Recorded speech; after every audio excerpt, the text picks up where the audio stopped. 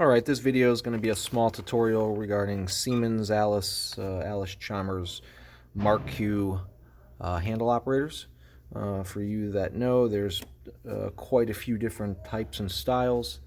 A lot of the issues revolve around these plastics breaking throughout the years, becoming brittle. So we're just going to kind of review three types that they have, and there are many other types, but these are sort of three the basic styles you'll see. The very early style, which has a plastic that has a pull-out slider interlock, that can be seen on this type. This is a brand new aftermarket one, and this one actually is for a Westinghouse style 30, 60, 100 amp disconnect switch. And you can see it has that same type of slide-out operator interlock there. And that piece is going to engage with this here. So when you have your lock or hasp in there, it can't go up the rest of the way.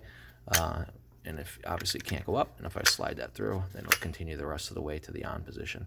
So this slide-out piece is pretty important to mate with that bracket there. So that's one of the first early types.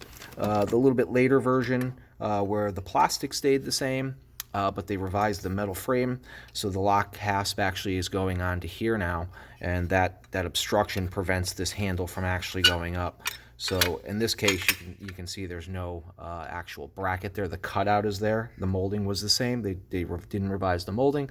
They just removed the actual bracket and the pin. And you can sort of possibly see that the cutout is a fairly intricate cutout. It's just not a straight cut. It's got some cavities and things in there. Maybe you can get a little bit better observation here, possibly. I know the camera angle's not the best. And then the third type, which is a little bit more what you see later, where they revised the whole plastic. They went to more of a more nubbier style that you can get a handle on.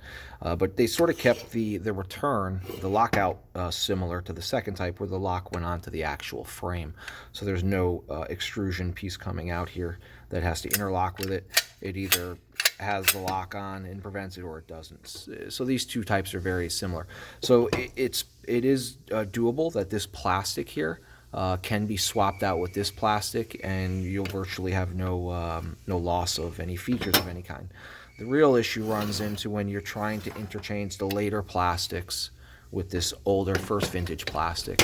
And unfortunately, the cavities inside these, as we mentioned, are pretty complicated.